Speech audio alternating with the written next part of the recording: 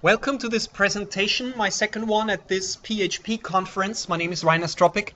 I am from Austria, from a small software company which is called Software Architects. We develop standard software in the area of time tracking ourselves, and the topic that I'm going to talk in the next 45 minutes or so, OData, is in my professional life very, very, very important. We bet the farm on OData. We implemented in the last, I would say, 6 to 9 months, an entire custom OData implementation for our own product, and we really think that the world is going to go into that direction. So this topic means a lot to me, and I'm really glad that I'm here and have the possibility to talk with you about this new standard, why it's there, why it's important, and how it's different to custom REST services that you might have built already. Who has already come in touch with OData in the past? Who knows a bit about this standard? Okay, only one. Okay, perfect. Because this is what this talk is all about. It's about learning what OData is. So, excuse me, sir, if you are an OData professional, you might get some tips. Okay, you're not, so you just have heard from it, right? Okay. Okay. So, last few people are joining us. Just to make sure, are there people in the room who don't understand German?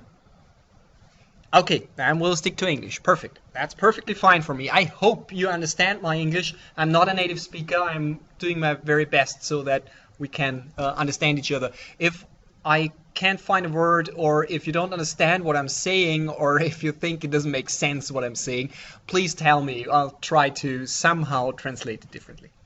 Okay, let's first... warning, at the beginning of this talk, I'm not going to show you any slides. We're doing demo-heavy session. We're only doing demos. We are going to create OData feeds. We are going to consume OData feeds in various different tools. We are going to look behind the scenes using tools like Fiddler and so on. So please don't expect any kind of slides or something like this. I hope that's okay for you.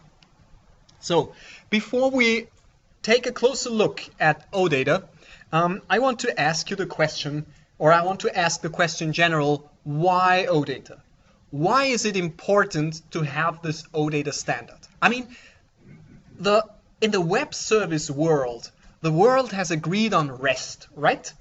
I think in the Microsoft world, the old SOAP-based model, I don't know if you know SOAP web services, is rather dead. I mean, Microsoft says it's finished or completed. You know what I mean? In German, I would say, es ist fertig. Yeah. So that means it's stable, it's there, it's going to stay there, you can use it, it will work fine. However, if you create new web services, you might be on a better position if you use REST-based services with formats like JSON and things like that. So we have REST. So why another standard? Is this web services, SOAP web services v2? Is this going to go away like SOAP 2? Well, let's take a look. Imagine you have a non-trivial application, a non-trivial ERP application, and you want to have a web API for this application. Well, you probably start with a web service. You could call it get customers, and you will deliver back a list of all customers. Then people will come to you and say, you know what, I want to have this get customers, but I want to have another request that's called get customers ordered by country. And then you are going to implement get customer by ID, by customer number, by first name, by last name. And you will end up having dozens, if not hundreds, of different web services. And then it goes on. You do the same for product, you do the same for order, and so on. You're going to have rather complex and a lot of web services. Only for querying. You will have the same for insert, the same for update, like store customer and things like that. And one advantage of OData is that it takes the idea of SQL, of a query language, to the web. Let's start with this idea. Just to remind you, If I take Microsoft SQL Server Management Studio, anyone in the room who hasn't seen or worked with SQL Server at all? Okay, you probably use something like Oracle or DB2 or something like this? Yeah? MySQL, it's fine. It's a relational database. Most in the room know SQL Server. If you don't know it, well, this is the IDE of Microsoft SQL Server. And if I take a SQL Server that is installed on my local machine, I click Connect, and yeah, I see a list of databases. Looks good. Well, that works fine if the SQL Server is in my local area network. Does anyone know the protocol that is used here?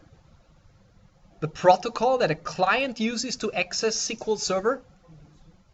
No, ODBC is the API, but not the protocol. The protocol is called TDS, Tabular Data Stream. It's rather old. It has been created decades ago. It's well documented, and there is not only one client for it. This protocol is the workhorse of SQL Server for decades. So what's wrong with it? Well, it turns out that it works perfectly based on reliable network connections.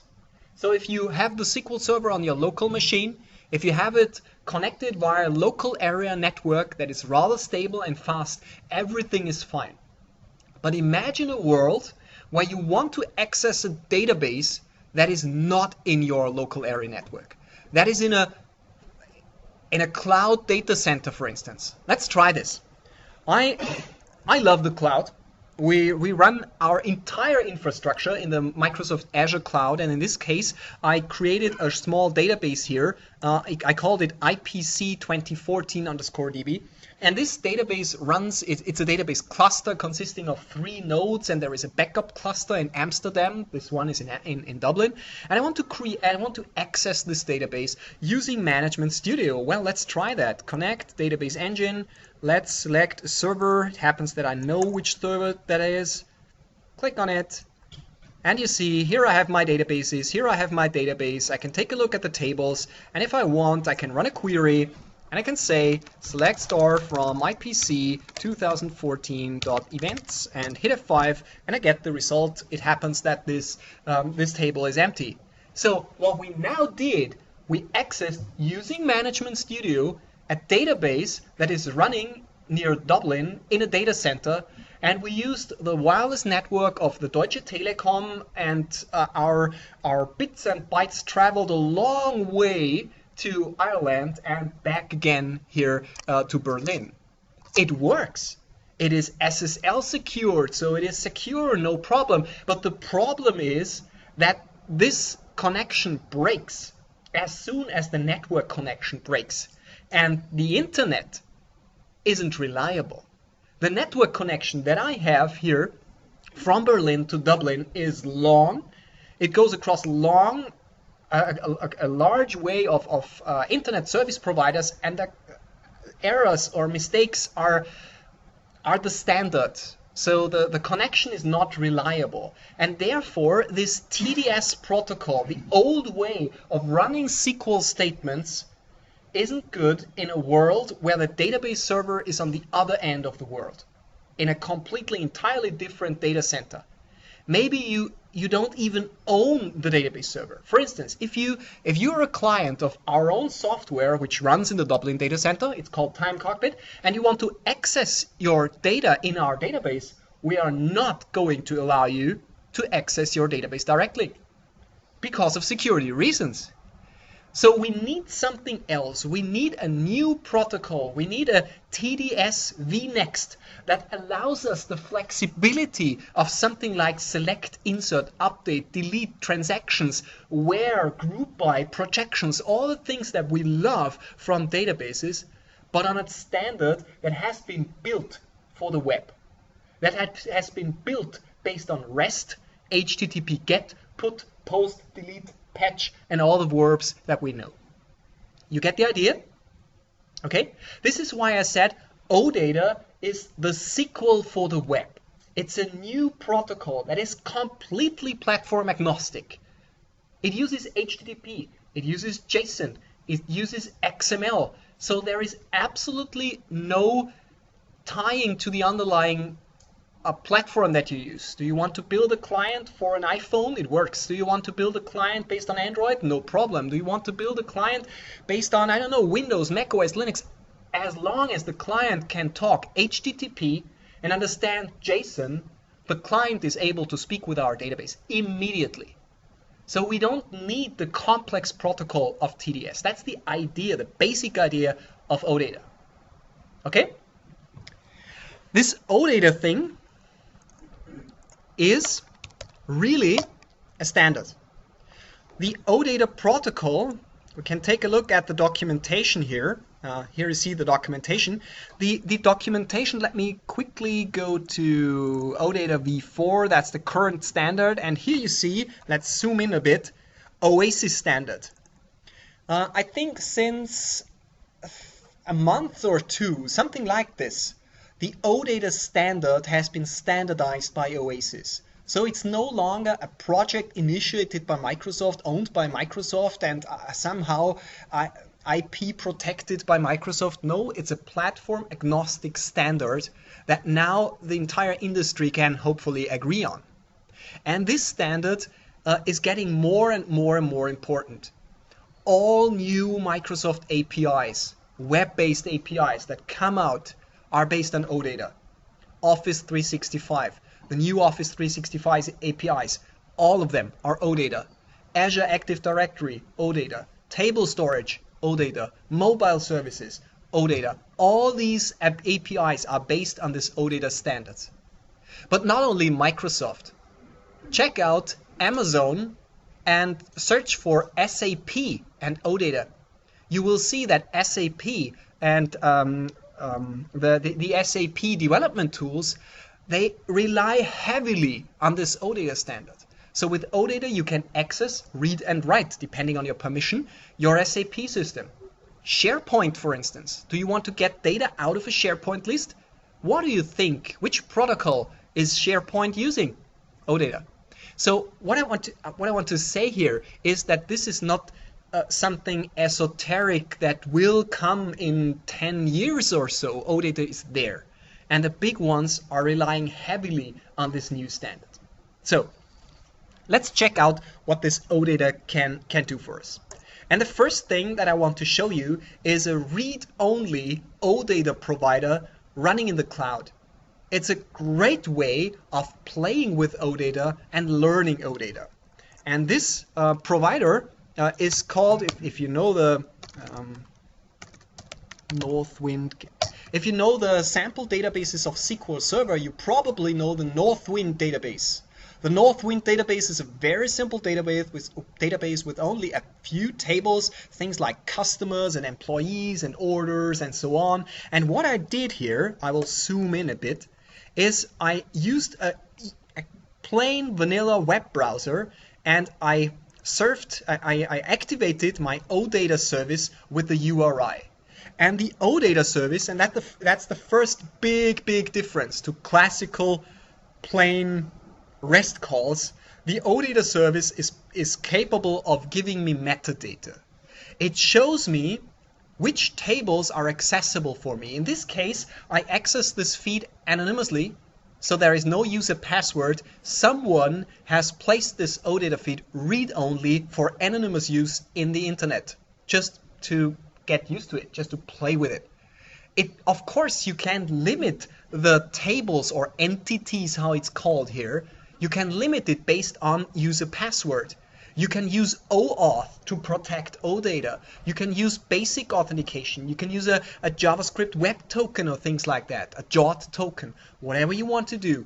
It works anonymously and it works authenticated. In our case, it's read-only and therefore it's open. And this is the first very important takeaway. OData comes with metadata out of the box. It's the same as if I work in this database, classical SQL world, I could say select star from information schema.tables. If I run it, I get a list of tables in my database. And this is the same in OData. You know what metadata makes so important? Metadata enables people to write generic clients. Someone can write a generic report generator that works on any OData feed.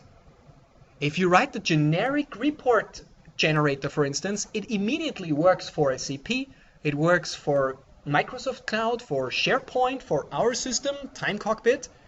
You want to see that? I can show you. I copy the URI and I take a tool that probably most of you know, Excel.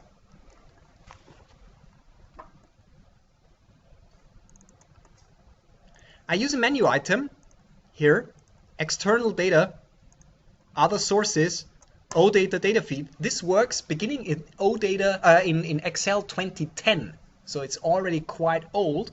I copy the URI. I don't need any passwords here. Click on continue. And what this thing does, it gets to this OData feed and takes a list of tables, you see what I mean? And allows me to select the table that I'm interested in.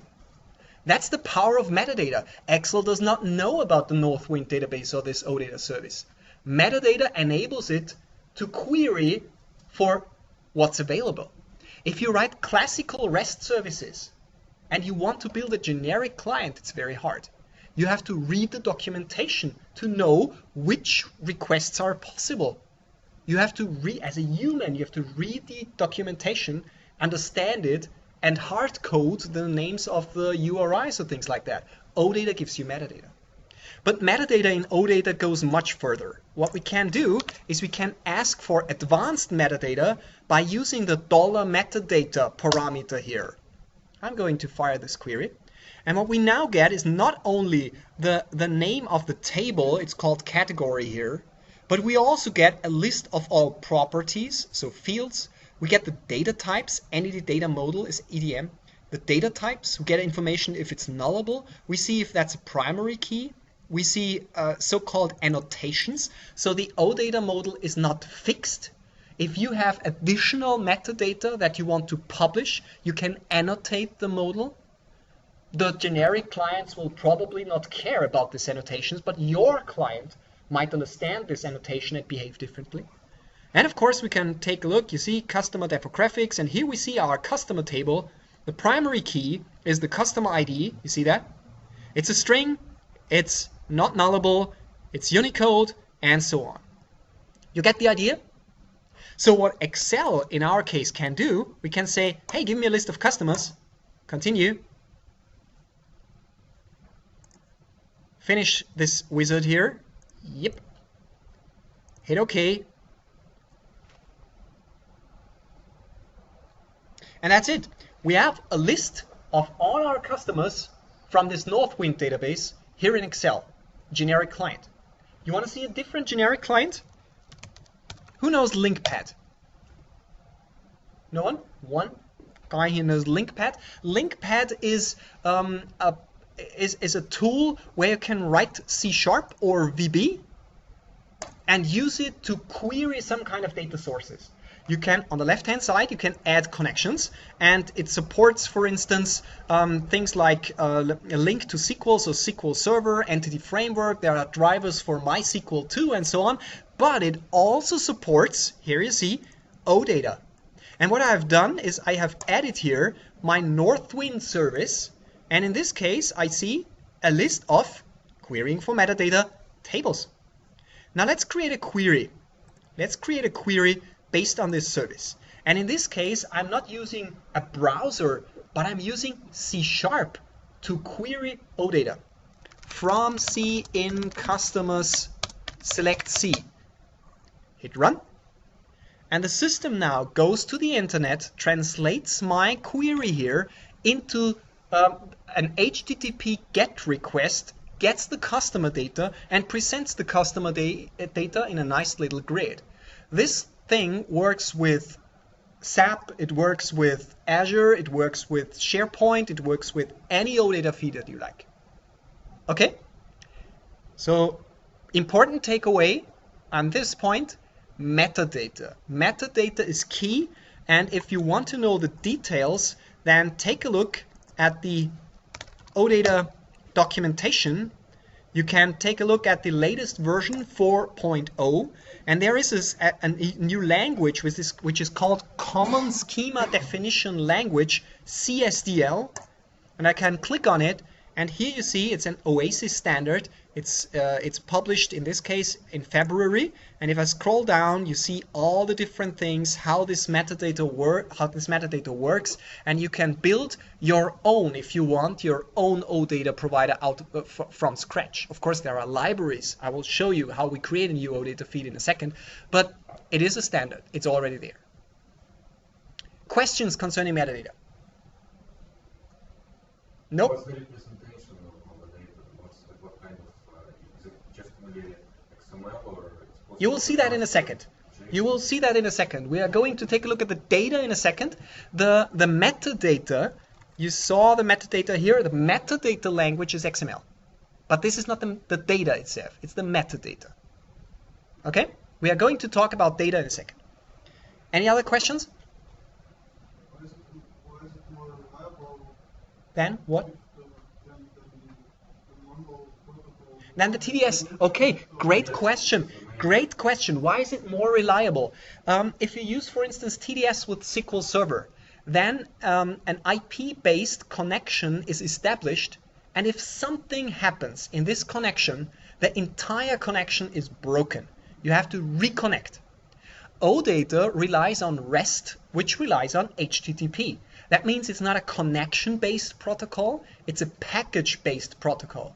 So whenever you want to do something with a database, you send a new, we say, stateless request to the server, and you get something back.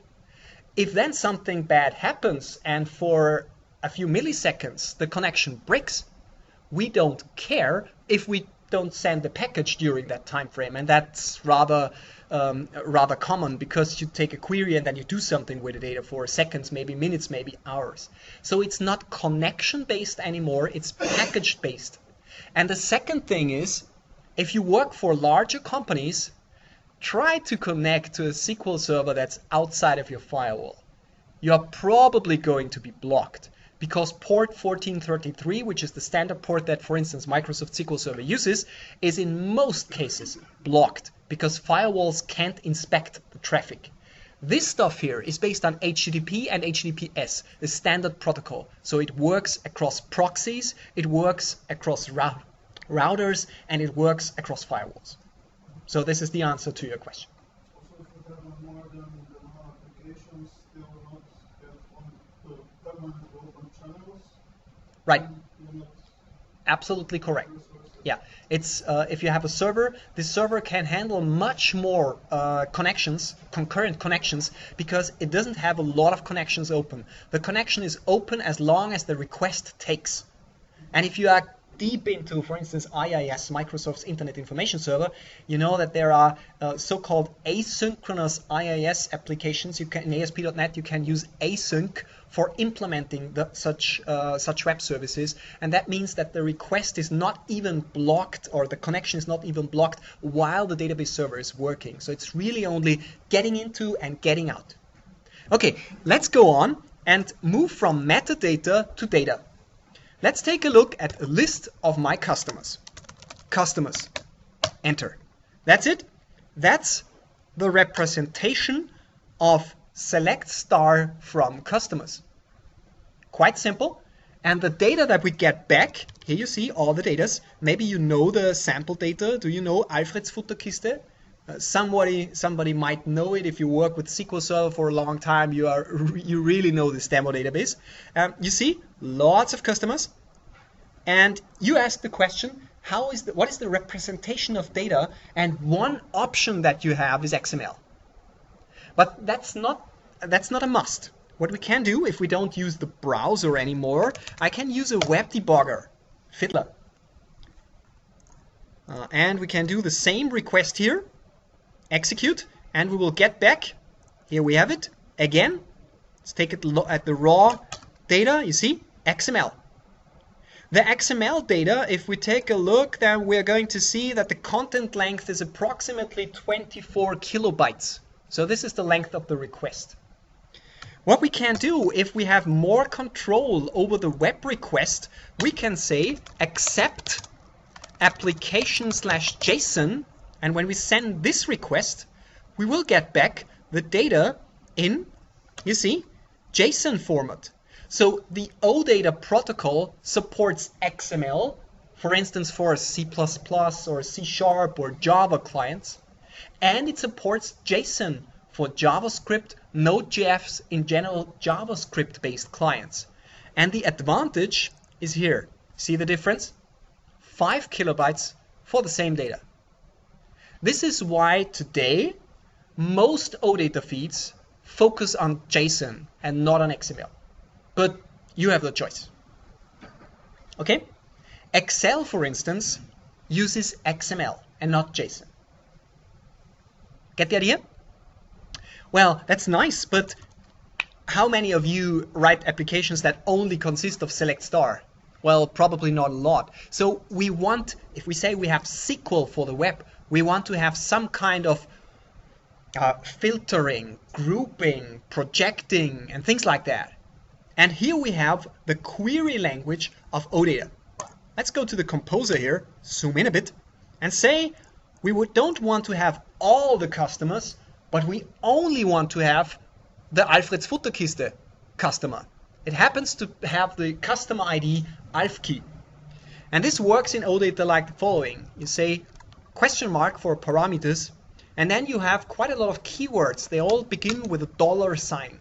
In this case, we say $filter equals to, and then we can filter very similar to what you probably know from SQL. We can say customer ID equals, unfortunately in Fiddler I have to encode it here, %20 stands for blank.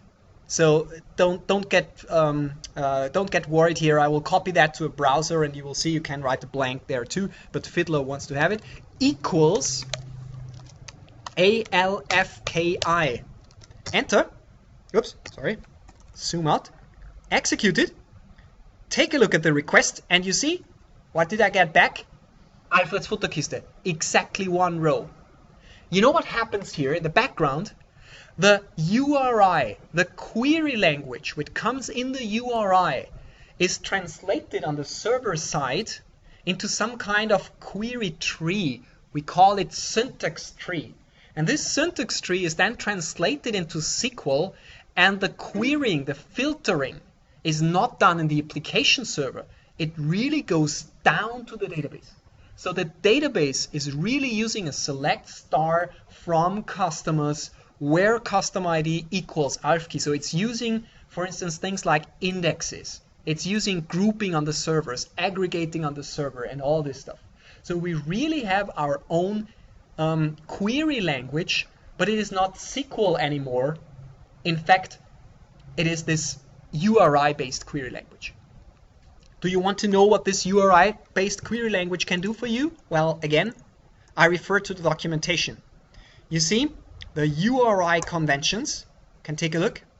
And I will not go into the details. I have so much more to tell you, but just that you see, I'll zoom in a little bit.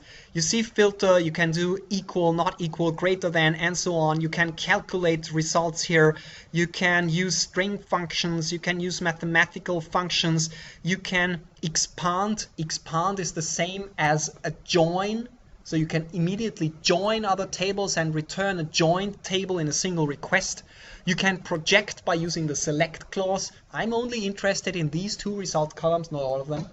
You can use top and skip for paging. So you can say, give me only the customers starting with customer 100 and the next 10. Imagine a browser, a website where you want to page through the results. You can use server-side paging with this $top and $skip.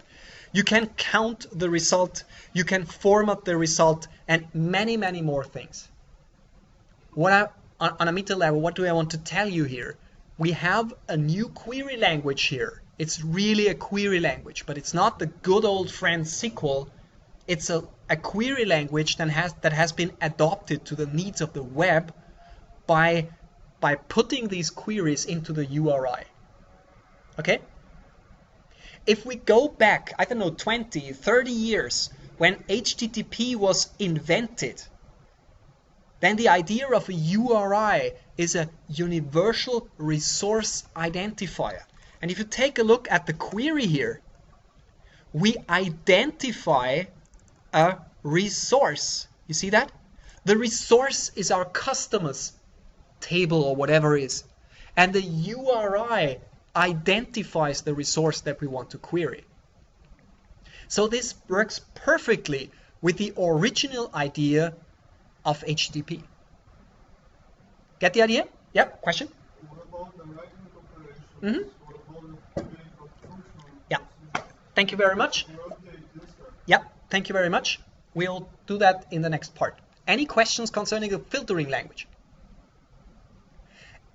If you write applications that target OData, you're probably going to write a lot of query applications. You want to get data out of SharePoint, you want to get data out of SAP, you want to get data out of Azure. So the query language is a really important part, but we are going to implement our custom OData service in a second, and then we'll do insert, update, delete, whatever you want to see. You have another question here. As an example of this saying that this is some kind of new SQL language, right? Oh, not SQL, a query language. Query language, let's say. So what is example? I'm using Oracle. Yep. I'm using MySQL. Yep. And then I'm using my, as example, Microsoft SQL. Yep. So it means how it will, let's say, interact this query language with Yep. custom, let's say, Again, functions. I ask you for a few more minutes of patience. You are going to see that in a second. Okay? Here is another question. How complicated is it to restrict the list of possible filters to the ones want to allow? It depends on the server-side input. You know what? Let's go to the next example. I think you want to see more, okay? You have enough from this Northwind database. You want to create your own OData provider. And it happens for me that I am a .NET developer. So I have to use .NET. I wrote that in the abstract, so please don't be angry with me. It's the only thing what I can use for writing applications. Yep, one more question. If you want to change the database or an Oracle or something, Yep. so this will stay untouched. The syntax will be the same for the other database. That's correct. That's correct. The query language and the entire OData standard is not tied to any kind of database. It's like SQL. Well, you know that SQL in its basic form is quite standardized. But if you want to go to the last bit of performance, for instance, you might need to use some database vendor specific extensions. And that's the same with OData. OData supports so-called functions. And a function is the same as, for instance, a stored procedure. If you call an OData function, you call it with a name, you give it a few parameter, and in the backend, you can do whatever you want to do. So the default way, things like simple where clauses, projections, and so on, they will probably work without any change across all different database vendors. But if you want to go to the last bit of detail, you might need to implement functions, and there you might to fall back to some kind of, I don't know, ODBC, ADO.NET, whatever you use protocol, and write the SQL statement yourself and translate the query yourself into a kind of query language, into SQL, for instance. Okay, so let's create an OData server. Here I'm using Web API, that's fine. I get a sample application. It's really very large and we don't care about the details. This is not an ASP.NET training. The only thing that's important, and I think even if you haven't created any .NET application ever, let's call this, I don't know, attendee. I'm creating a class, a simple class, and I'm doing a property here, attendee ID, and it's integer, and we're doing another property string, and that's the name, and property, again, I do my age sample. For instance, just, that's it. That's our data structure. And I want to save this stuff in a database, and in .NET, for instance, I'm using a tool which is called Entity Framework. Anyone heard of Entity Framework before? It's an object relational mapper for .NET applications. And Entity Framework is the basis for data access in .NET. You can use any other thing in your programming language, but in .NET, it's Entity Framework.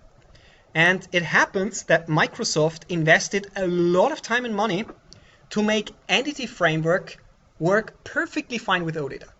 As soon as you have an Entity Framework data model that is completely database agnostic, again, Entity Framework can work with Oracle, can work with MySQL, can work with SQL Server, can work with Access, can work with ODBC, wherever you want to work. You can even write an Entity Framework, just a class like I've shown it, that can on the fly, at runtime, switch the database vendors. It works for Oracle, maybe in 1 second, and the next second it works with SQL Server. Entity Framework supports that. But I'm going to use an OData controller with Entity Framework, and the only thing that I have to do is I have to tell the system that I want an OData provider for attendees. In this case, I'm doing a very simple sample. I only have 45 minutes, only one table, attendee context, and that's fine, and hit OK. And now I'm going to show you the super complex code. Oh, sorry. I had to build the solution first. Sorry. Now we can take a look at it. That's it. And select the attendees and add a new data context here. That's C# specific, but I'm going to show you the code in a second. Hit OK.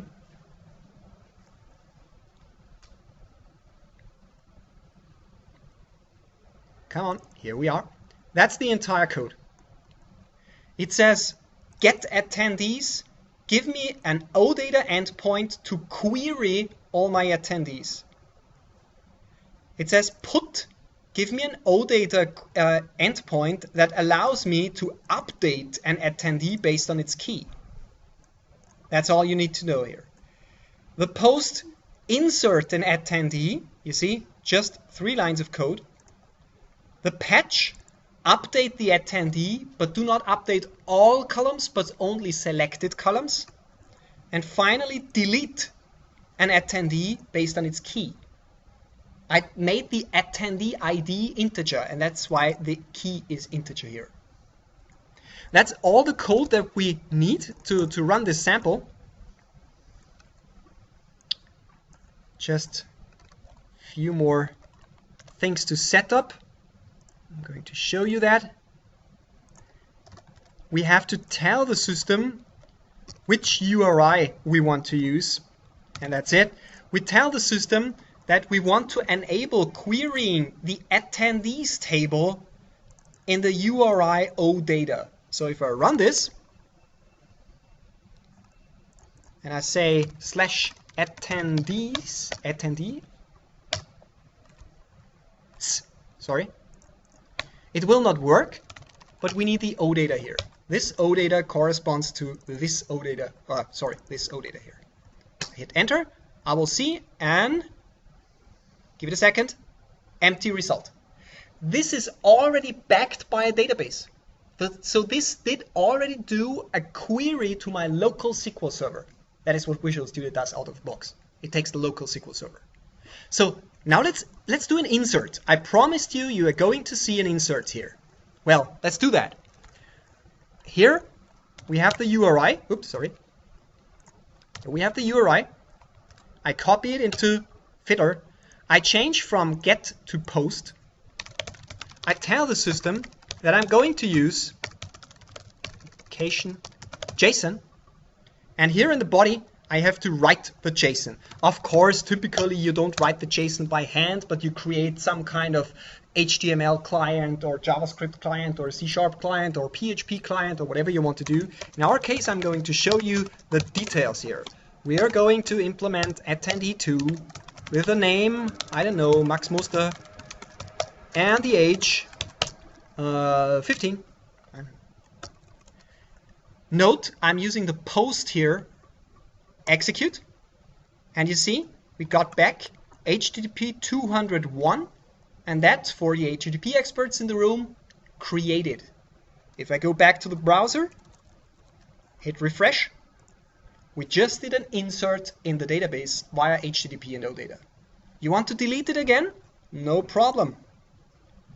Delete /1 We don't have a body because we want to delete something. Execute it. Refresh it. Oops. Oh, sorry. No, attendee 1. I think I have to write it something like this. And there it is. Delete via OData. So with post, put, patch, delete, and things like that, you can write to the underlying database. Let me show you some examples that are out there in the wild, because this is just a sample database. Who uses that in reality? For instance, Windows Azure. If you run an Active Directory with Office 365, just because I'm curious, who uses Office 365? Exchange in the cloud, SharePoint in the cloud? Nobody. Okay, then this demo will not impress you very much. Imagine you run your Exchange server in the cloud. If you run your Exchange server in the cloud, and I think currently Microsoft has approximately, 60 million users, something like this. So this is not a small implementation. If you use Office 365, you have all your user data in the cloud in a system that is called Azure Active Directory. And for instance, I can log in into our own Exchange server in the cloud. I have to use a different credential here. Please bear with me. Come on. I will kill Fiddler. So, nope, this is not what I want to do. Login.microsoftonline.com, different account. Yep, that's the right one. And, yep, nope. That's the right password. That sounds good. And now let's get back to the Graph Explorer. Sign in. Yeah, and we are. You see, software-architects.at. And if we want to query our Active Directory in the cloud, we will immediately see the list of tables. You see that? Do you want to see a list of our users? No problem. Users, run it. Here we are. You see a list of all users. Should we look for me, for instance? Question mark $filter equals to, what do we have? Given name equals Rainer. That's my first name. Get it? And here we are. You see only one user, and that's me, Rainer Stropek. See that? So we can now query Active Directory using OData. You can access your Exchange server mailbox with the latest version of Exchange using OData. You can send an email by inserting an email record in the table messages. Exchange server will accept that request, will not insert it in a database, but it will send the email. So many companies, they only simulate the existence of a database. They just use the protocol OData without having a relational database in the backend at all. For instance, in our own case, in our own company, Time Cockpit, that's the case. If you subscribe to Time Cockpit and you log in with your user and a password and use the OData feed, it looks for you as if you would directly access the database, but in fact you're not. We implemented the standard ourselves, and we only simulate the existence. We translate the queries ourselves. It depends on how far you want to go. Okay? Same works for SAP, same works for SharePoint and things like that. So I think this is a rather powerful thing, what it can do. And let me show you at the end a nice little tool that might bring it all together. It's a tool from a UK company. It's only a small tool. It's for power users, for instance. And let's take a look at our Northwind sample again. Here we have it. I can use here a URI and again say $metadata. And what this tool does, I think it's a very nice tool. It, for instance, gives me a graphical UI of the data model. I can say, you know what, I want to see only the customer table. And you see, very similar to a database structure, you can take a look at the data model, and it's only based on OData. And it also contains a nice little query builder where we can say, you know what, give me a list of all our customers where the company name, the let's take the custom ID, equals ALFKI, hit on search, and if everything goes right, here is Alfred's Futterkiste. This is a generic OData client with a powerful query builder just relying on OData. It works for Active Directory, for SharePoint, for SAP, for Time Cockpit. It could work for your own application because OData is so generic. OData has been implemented now, for instance, in reporting services, Microsoft Reporting Service, a powerful report generator. OData has been implemented in ETL, extraction, transformation, load tools for building data warehouses. SQL Server Integration Services knows OData. OData is the heart of Power BI, where you can build impressive reports with maps, for instance, Power View, where you can visualize Europe and put your geographical data on a map, for instance. All this stuff works based on OData. Okay? So if you want to bring it together, OData allows us to do similar things that we do today with SQL, but the protocol has been built for the web. It is platform agnostic. It is a supplier, a provider independent standard, an OASIS standard, and it's easy to implement. In the .NET world, in the JavaScript world, if you work only in PHP, please use Google Bing or your favorite search engine and look whether the community has already done something in the area of OData and PHP. Unfortunately, I'm not a PHP guy, so I can't answer you questions to this topic.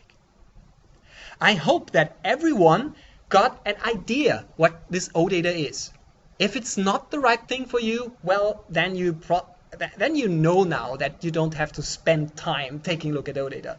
But I think it could be relevant for one or two of you, maybe in the future, if you want to build your own provider or if you just want to consume providers like SharePoint, SAP, Azure, or whatever you have. I think this was the last talk of this conference. Is this right? I want to thank you very much for coming, visiting my session. Please fill out the evaluation forms. It's really, really important for us because we spent time preparing, so we want to know if you liked it. And if you have any further questions, please ask them. I only have approximately 5 minutes because my taxi is already waiting. I'm fly home today in the evening. But I wish you a very nice evening here in Berlin. Safe trip home. Thank you very much for coming.